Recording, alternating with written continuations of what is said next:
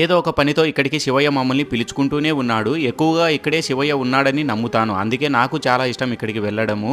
Mobile signal లేని ప్రదేశంలో జోబులో సెల్లు పెట్టి పచ్చని అడవిలో నడుచుకుంటూ జలపాతాలు దాటుకొని నడుస్తూ ఉంటే ఈ జన్మకి ఇది చాలయ్యే అనిపిస్తుంది.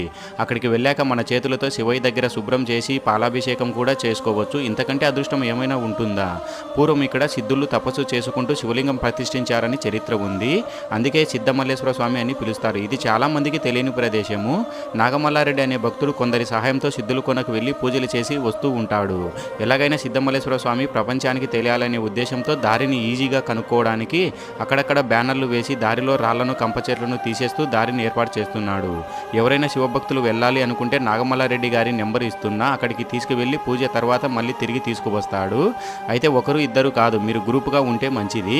ఇప్పుడు ఫిబ్రవరిలో శివరాత్రికి ఖచ్చితంగా అక్కడికి వెళ్తారు. వీలుంటే వెళ్ళండి. ఇక్కడ ఉన్న శివలింగం దగ్గరికి ఒక్కసారి వెళ్తే మళ్ళీ వెళ్ళాలనిపించే ప్రదేశం ఇది. చాలా అద్భుతంగా ఉంటుంది. ఇంతకీ ఈ ప్రదేశం ఎక్కడ ఉంది అనుకుంటున్నారా? కడప నుండి గువ్వల చెరువు పోయే దారిలో జమాలపల్లి ఎన్టీపీసీ ఎదురుగా గురుగుంపు తాండా నుంచి 4 కిలోమీటర్లు నడుచుకుంటూ వెళ్ళాలి. అతి పురాతనమైన సిద్ధమల్లేశ్వర స్వామి ఆలయం ఇది.